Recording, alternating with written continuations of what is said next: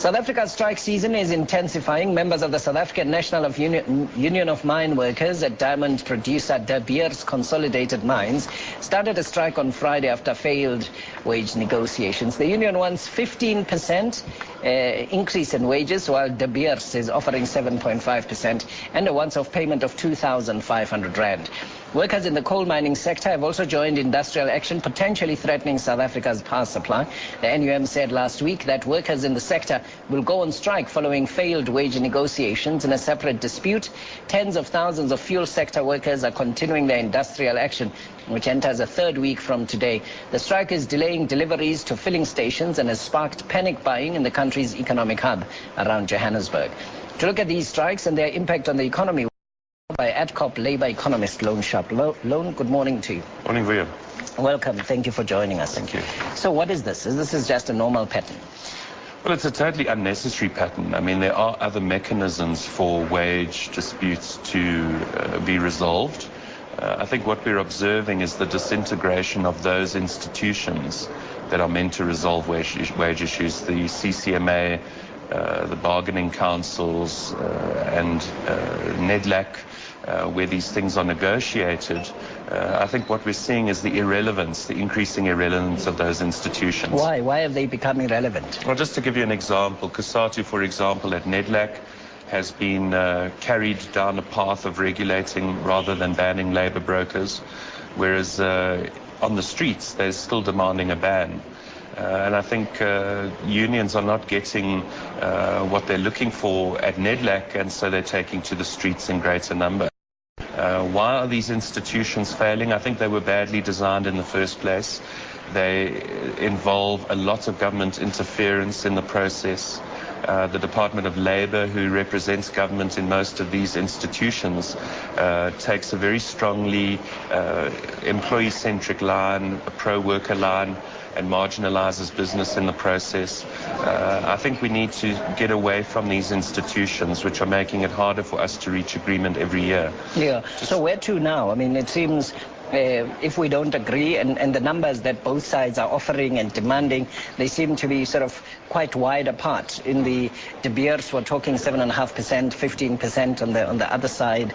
In the other one, it was 6% and demanding 12 or 13%, those kinds of numbers. So there seems to be quite a wide divide between employers and employees at the moment. There's a huge disconnect. What we're looking at this year, if we look at the pace of strikes so far this year, 22% increase over last year.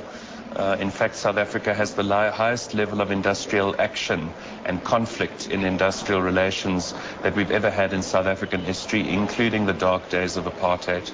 So clearly something is wrong in our labour relations framework. I think another thing that's interesting to me is that where in previous years, the last 3 to 4 years, most strikes involved government workers, we haven't even yet seen government come to the strike season. We're expecting that we'll have the biggest set of strikes in South African history. We're expecting, including the days of rolling mass action. So, yes, it's a pretty grim picture out there. What this will result in ultimately is larger retrenchments. We're expecting retrenchments of about 230,000 people this year as a direct result. Why? In what sectors? Because we've already seen 1 million go with at the height of the recession. Yes. Yeah. In this to be focused, we believe, in the labour-intensive sectors of the economy, financial services, the retail and wholesale trade sectors.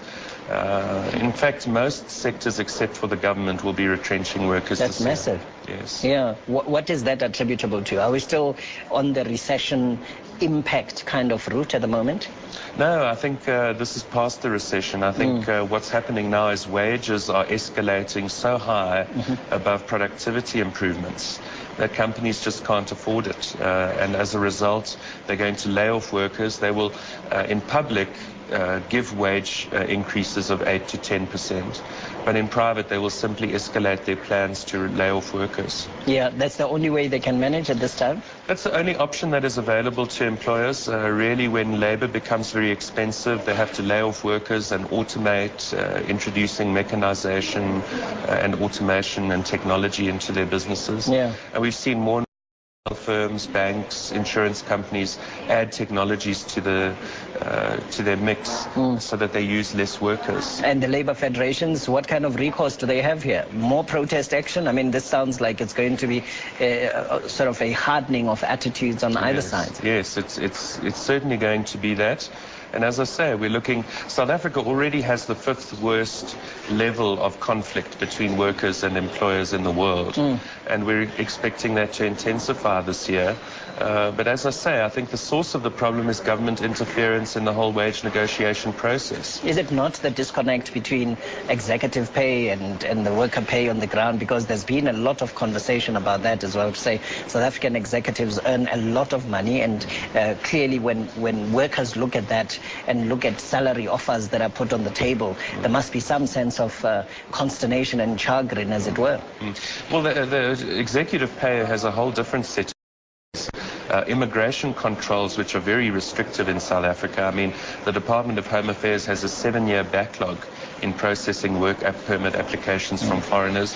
But does it not contribute to worker unhappiness? Does it not create that situation? Well, what it does is it prevents foreign high-skilled workers from competing in our local labor market, which drives up wages unnecessarily for our CEOs.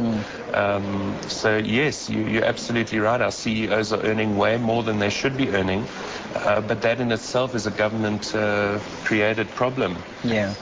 Because of our immigration controls. Okay. So there's a lot, actually. I think one of the things that we should be looking at is a total labor market review, where we review all of the institutions, all of the laws, immigration controls, the Labor Relations Act, the Labor Relations institutions. All right. Loane, thank you very much. There's so much to talk about around this issue. Loane Sharp is a labor economist with Adcorp, joining Morning Live this morning.